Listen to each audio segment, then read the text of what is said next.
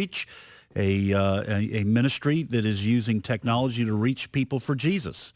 Michelle, welcome to the program. Hey, thanks for having me on. Well, you know, in this article we have in front of us, talk about the fact that more people have cell phones than indoor plumbing or a toothbrush. That's a little frightening, but even in the South. Apparently, that's everywhere across the United States. Before you call me, world. people, I am a lifelong Southerner, so I'm making fun of us. If Foxworthy did it, I can do it. Okay. Well, I'm a Georgia girl. So there you go. Okay. And a lot of my neighbors that probably have a cell phone before they have a toothbrush. There you go. Well, the funny thing about Foxworthy was that at least Southerners and really country, rural people could identify with what he was saying because there was a lot of truth to it. And there's rural people outside the South. Yeah, exactly. I was not, by the way, I was not making, my wife is from the South. I want to make clear I was not making fun. This is I assume, a true statement. More people have cell phones than indoor plumbing or a toothbrush. But the fact is, you're talking about, and your ministry is talking about, the fact that the world has changed and people are using technology, and so global media outreach is in turn using technology to reach people with the gospel.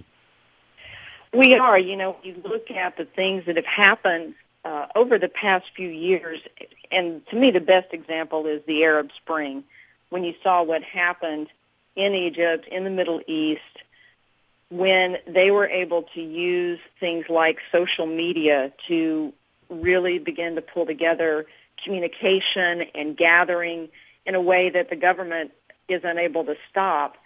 That's when we started to really see a sea change. We checked our numbers, for example, from the people coming from the Middle East and from Egypt specifically in 2010 and 2011. And it is amazing. The numbers of people coming absolutely doubled. And we did not do anything differently in those regions than we had before. But I think the acceptance of technology and the integration of it into our daily lives, I mean, I can't even talk to my teenagers anymore, right? I have to text them to even communicate to them. The world has changed, and that is where we are seeing just incredible new opportunities to reach out.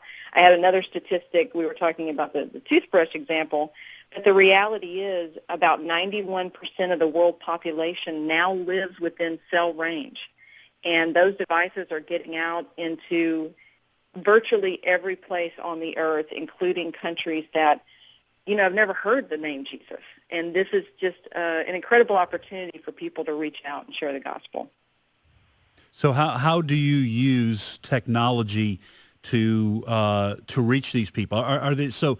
I mean, people in the Middle East, for example, it's almost like the old Iron Curtain when there was a Cold War, and it was hard to reach people behind that Iron Curtain, inside the Soviet Union.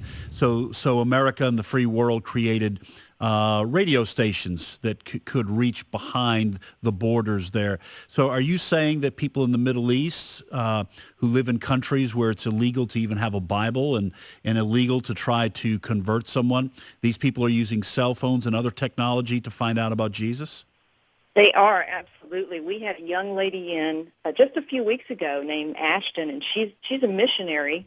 And she went over to Jordan, and she's very young. She's in her early 20s, and she was able to go to the home of this family and hang out, basically, with these two young ladies in Jordan who are not allowed to go anywhere unaccompanied. They go to school and they come home, and they're basically feel lucky to do that.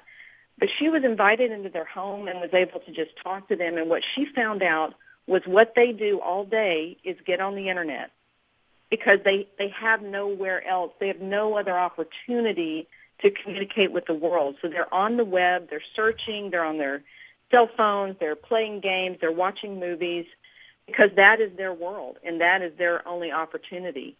And so she was able to show them one of our websites and, present the gospel to them and open a new world to them that they couldn't have had access to before.